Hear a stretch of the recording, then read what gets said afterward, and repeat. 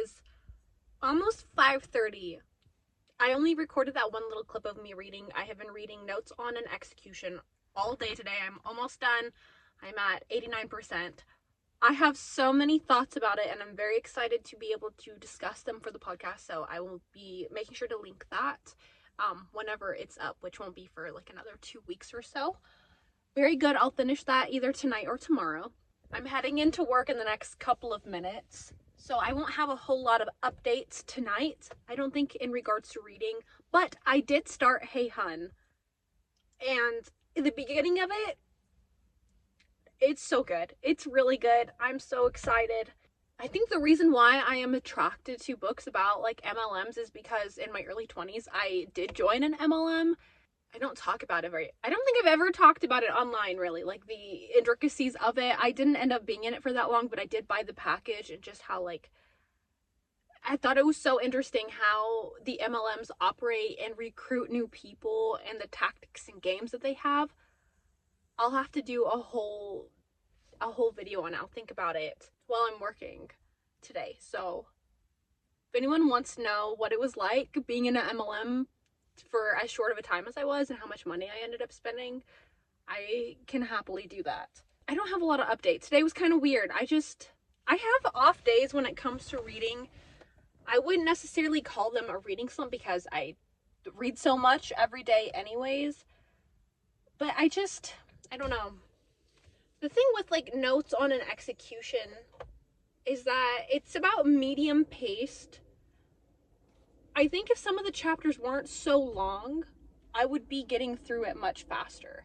But there's very little dialogue, and the chapters, 40 minutes, 50 minutes, it's quite long for a singular chapter, so there's not a whole lot of like breakpoints for people. So I don't think this book is necessarily for like the average reader, but I do think it would be a really good book club book where you read it with other people and were able to discuss your thoughts and opinions. So there's a lot of really important topics in it.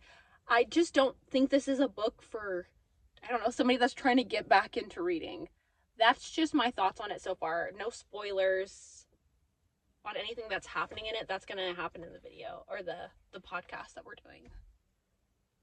But yeah, hopefully tonight at work, it's not too busy.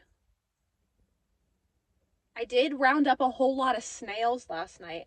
Apparently on the East Coast, they don't have snails like this. I'll insert the clip so you can see all the snails I collected.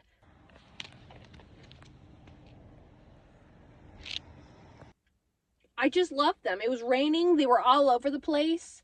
And I just put them all together so they could be in their own little meeting. I'll update on my break how work is. That way this video is a little bit longer so it's not super short. And if I think of anything else, I'll add to it. Maybe. All right, it is 8:30 p.m. Sorry, that is my pager. Kristen showed me some of the 1-star reviews for Notes on an Execution, and